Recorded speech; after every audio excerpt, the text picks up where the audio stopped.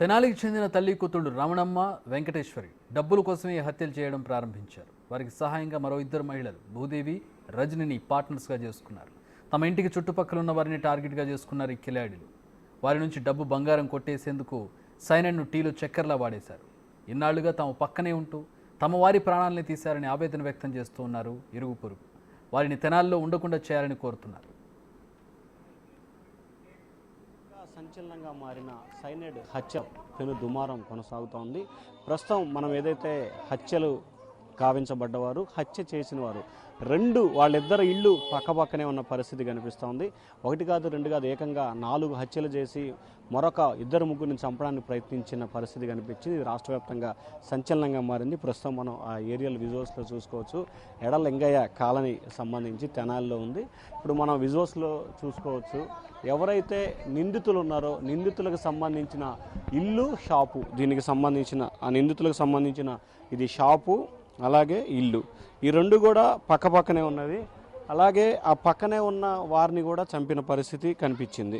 So ప్రధానంగా ఏదైతే మనం చూసుకుంటే ఈ హత్యలు ప్రస్తుతం ఆంధ్రప్రదేశ్లో పెను దుమారాన్ని లేపుతున్న పరిస్థితి కూడా మనం ప్రత్యేకంగా చర్చించుకోవచ్చు. ఎందుకంటే హత్య జరిగిన తీరు, జరిగిన పరిణామాలు ఒకటి కాదు రెండు కాదు, ఇది కూడా వాళ్ళ ఇల్లు. ఎవరైతే హత్య చేశారో హత్య చేసిన నిందితులకు సంబంధించిన ఇద్దరు ఇల్లు.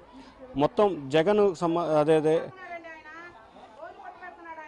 హత్యలకు సంబంధించి పెను దుమారం అయితే ప్రస్తుతం జరుగుతుంది. వాళ్ళిద్దరి ఇల్లు, ఎవరైతే తల్లి కూతుళ్ళు ఇద్దరు ఉన్నారో వాళ్ళ షాపు వాళ్ళ ఇల్లు, ఈ రెండు కూడా ఇక్కడే ఉన్న పరిస్థితి. వాళ్ళిద్దరికి సంబంధించిన షాపులు ఇల్లు ఒకటి కాదు రెండు కాదు చాలామందిని ప్రయత్నం చేసిన పరిస్థితి కూడా ఇక్కడ చెప్తా ఉన్నారు. అయితే అసలు ఎందుకు జరగాల్సి వచ్చింది ఏంటి అనే దానికి సంబంధించి కూడా కొంతమంది ఉన్నారు.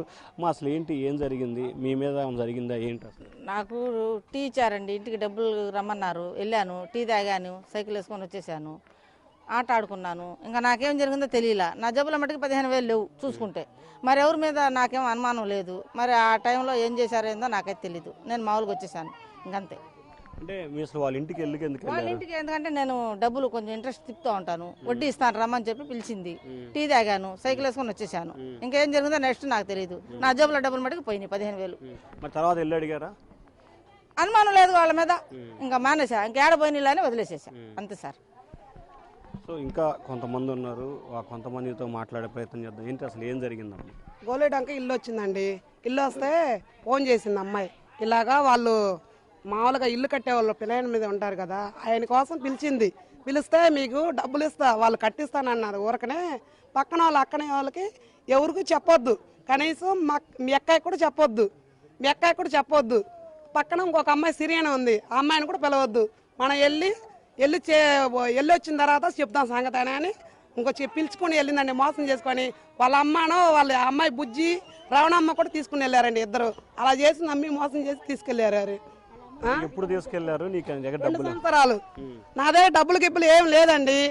ఇలా ఇల్లు కట్టడాని కోసం నమ్మి తీసుకుని వెళ్ళారు. ఇలా నమ్మి నేను వెళ్ళా, వాలంటీర్ మూలంగా నేను వెళ్ళా. ఇలా మోసం చేయడం తప్పుగా అండి. ఏం చేయాలి అట్లాంటి వాళ్ళని? అలా చేశారండి, నమ్మి తీసుకున్నా. దంసాప్ ఇస్తే దంసాపేనే వద్దని చెప్పా. మా ఆయన ఫోన్ చేశాడు, మా ఆయన ఫోన్ చేస్తుంటే నేను ఇంక వచ్చేసాను. నేను ఇంకా అది జరిగింది అక్కడ. మీ దగ్గర డబ్బులు ఏం తీసుకోవాలి? డబ్బులు ఏం తీసుకోలేదు, ఏమి లేదు. డబ్బులు కూడా నేను అదే నగల గిగలు ఏం లేవు. నమ్మి మోసం వాళ్ళ అమ్మని బైక్ మీద కూర్చోబెట్టుకుని నేను తీసుకుని వెళ్ళా. ఇంక ఇంటికి వచ్చేసాను. ఇంకా